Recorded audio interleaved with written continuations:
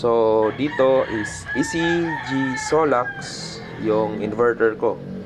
Naka 4.2 kilowatt, then 24 volts. Okay? Kaya kita nyo, sa grid merong papasok na 226, pero yung output natin is 230. Ginagamit lang niya yung battery papunta sa load natin. Wala siyang yung red. So, hindi naka-engage yung natin galing sa power distributor. Veco, Meralco, so wala siya. Kahit meron siyang input, hindi nag-engage. Yung relay niya naka-off. Ngayon. Tapos ngayon, since early morning pa, nasa 0.4 pa yung ampere ng PV natin. Okay? So, pag next is, yan. Ito yung hertz. So, 60 hertz. Tapos, yung current load ko, 141 watts. 5% lang yung load ko sa inverter. Sa 4.2 kilowatt. So, yan. Yung current voltage ng battery is 25.6. 43 degrees. So, okay pa. So, yan ang firmware. So, yan. So, i-run through natin ano yung settings. So, long press lang natin to. So, number 1 is yan. GOH. Yan. Number 1 is SBU. Ibig sabihin, Solar Battery Utility. So, ibig sabihin pag last na yung U, solar muna, then kung wala ng solar, battery, then next is utility. Diyan napapasok yung utility. Yay, balik. So, yun yung purpose number 1, SBU. Then, dito is 60 ampere hours yung nilagay ko. Kasi, charging current yan. Then, number 3, APL. Number 4, SDS. Number 5, LIB. Number 6, LFD. Number 7, EFD. So, yan. 60 Hz pa rin. Number 9. Option 9. Then, 230 volts yung output. 11, 30 ampere hour.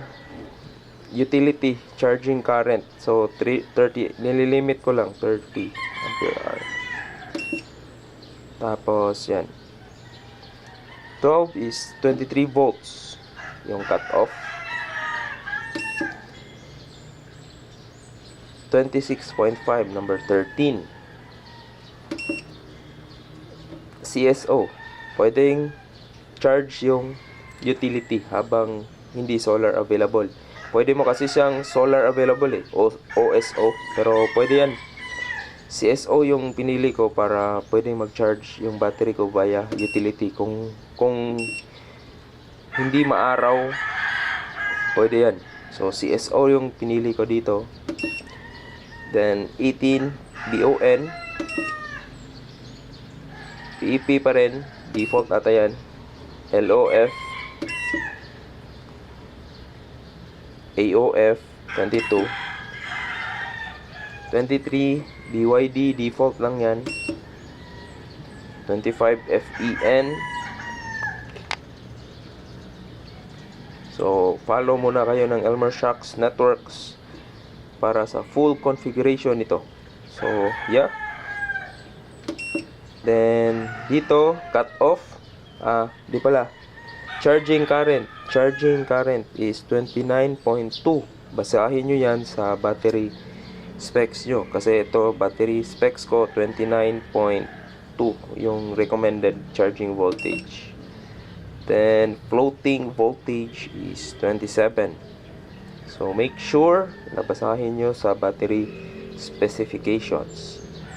So, 27 yung floating voltage. Yung charging current pala to. Charging current, charging voltage 29.2. Yan yung above sa 24 volts para ma-fully battery yung ano niya. Then cut off voltage. So pagdating yung battery nyo 22.00, dito magki-kick in yung grid. Then i-charge niya yung battery. So yun yung kagandahan pag hybrid inverter. Pwede ka mag-set ng current cut off voltage dito na. Hindi mo na kailangan bumili ng cut off na circuit. Okay? Tapos 30 EDS EU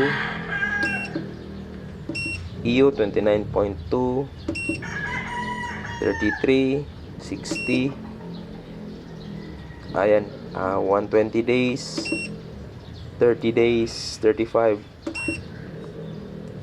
36 ADS, 31, 37 off, 38, 10 ampere,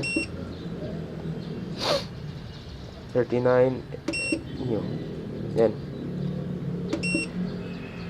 cut off pa rin. Pile 43, 44, 45. Balik na.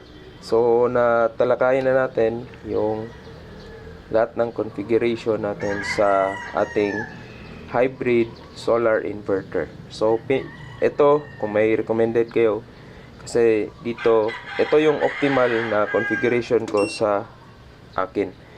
So hindi nabubugbog yung battery, at the same time sakto naman yung load natin. Enough lang yung battery makapag-run ng refrigerator, air condition, 3 hours in the afternoon, 3 hours in the evening. So the rest electric fan na, and Wi-Fi system.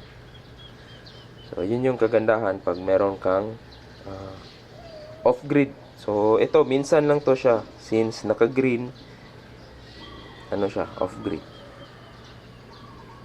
Okay?